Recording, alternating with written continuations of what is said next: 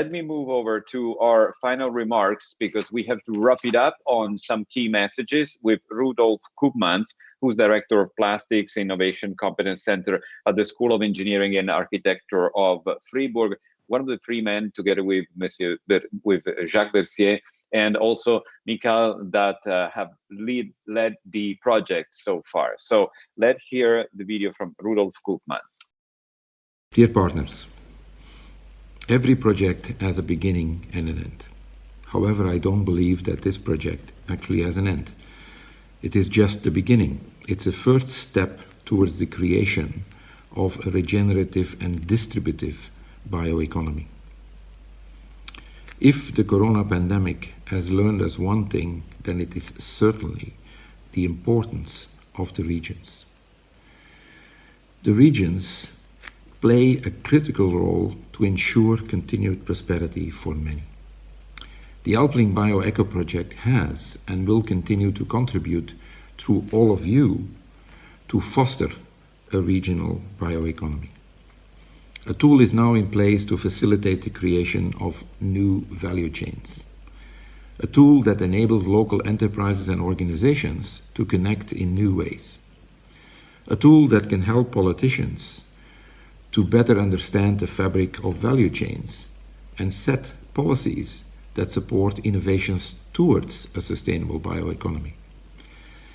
And by doing so, they will create novel local economic opportunities with a positive social and environmental impact. But I believe there is more than just accomplishing the objectives of a project based on ideas that were generated 3 or 4 years ago.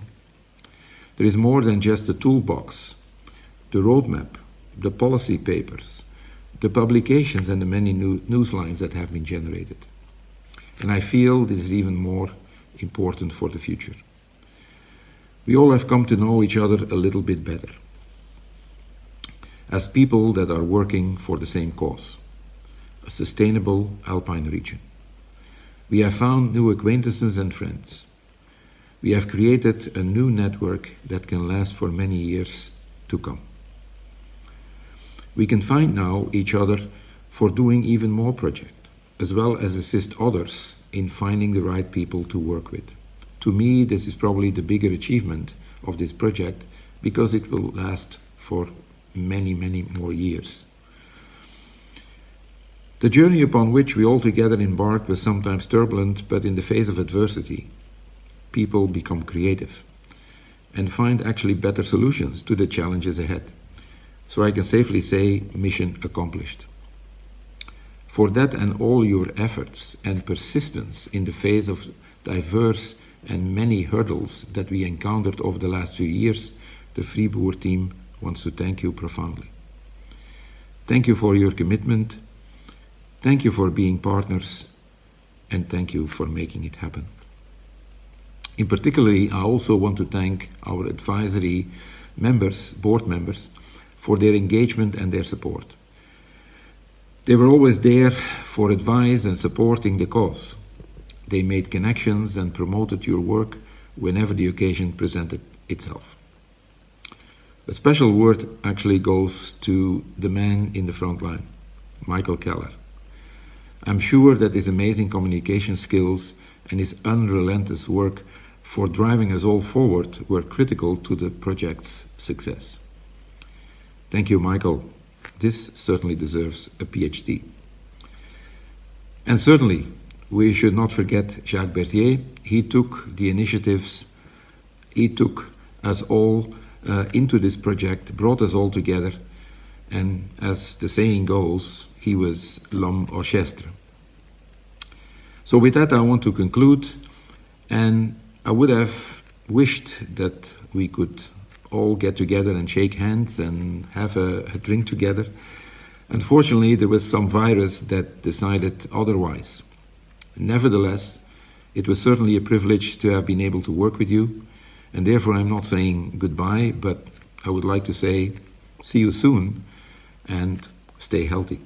Thank you. Thank you. Thanks again, Professor Koopmans, for your final remarks. And I don't know what I'll wrap it up on my own. So I ask also Michael Keller to get back and to join me on the stage. You've been awarded on the grant from Professor Koopmans at the end of this session for the terrific work of all the team. But Professor Keller, one of the things that we as journalists feel as a danger when it comes to talking green economy, sustainable economy, as we did also today, is one of the risks that you already mentioned, the fact to talk empty words or hot air, or the more vicious danger is greenwashing. I had the sense today that when it comes to bioeconomy and AlpLinkBioEco, it is not that. It is some factual work, that terrific work that you did in the last 3 years, but that has a future. And I want to leave with this. How do you see the future and what's next?